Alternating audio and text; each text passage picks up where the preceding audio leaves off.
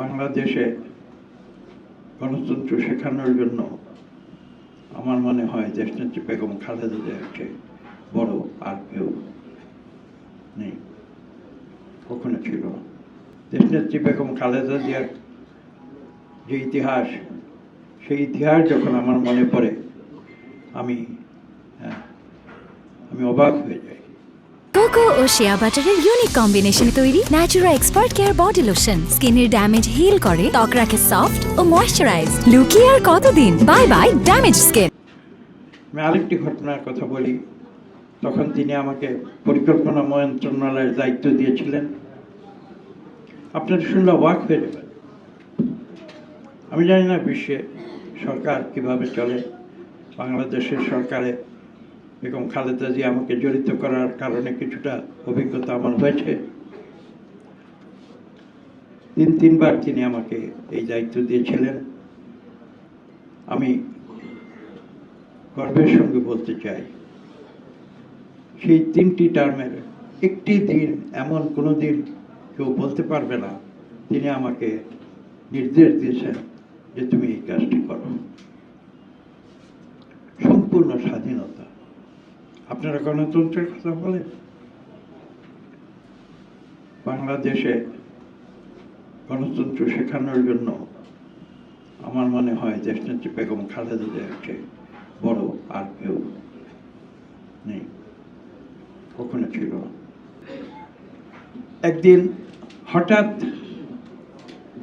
আমার অফিস ছিল শেরেবাংলা নগরে। অন্য মন্ত্রীরা তখন অবশ্য সচিবালয়ে বসতেন। পরিকল্পনা মন্ত্রণালয় আপনারা জানেন আলাদা স্থানে রয়েছে। দেশনেত্রী বেগম খালেদা জিয়া তিনি অবস্থান করতেন প্রধানমন্ত্রী ভবনে। হঠাৎ একদিন টেলিফোনে আমি নির্দেশ পেলাম যে তার অফিসে যাওয়ার জন্য। এটা কখনো হয়নি। আমি একটু অবাক হয়েছি, তারপরে আমি গেলাম সেখানে।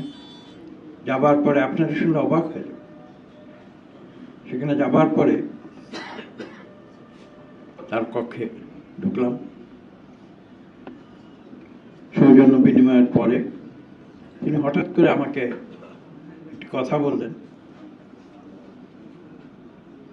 আমাকে বললেন যে বাংলাদেশ সিভিল সার্ভিসের একজন সিনিয়র সচিব,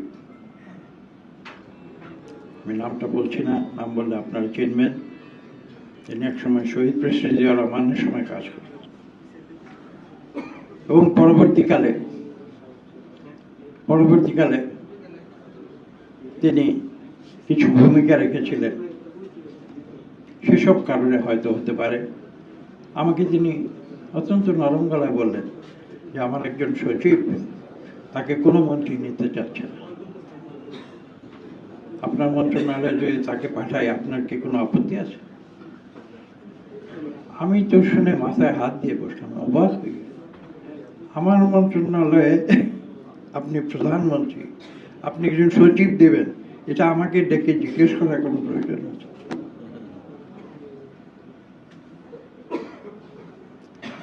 আপনি তাকে এক্ষুনি পাঠিয়ে দিন। আমি গল্পটি বলছি এই কারণে যে দেখুন, এই গল্প থেকে আমার 2টি জিনিস আমি শিক্ষা লাভ করেছি। একটি হচ্ছে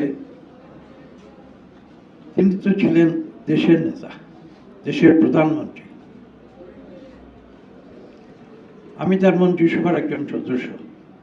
আপনারা যদি সংবিধান পড়ে দেখেন, মন্ত্রিসভা এমন একটি স্থান যেটা কিন্তু প্রধানমন্ত্রীর ইচ্ছায়, এখানে থাকা না থাকা, কাজ করা সবকিছু প্রধানমন্ত্রীর ইচ্ছা, এটা কিন্তু সংবিধানে বলা আছে।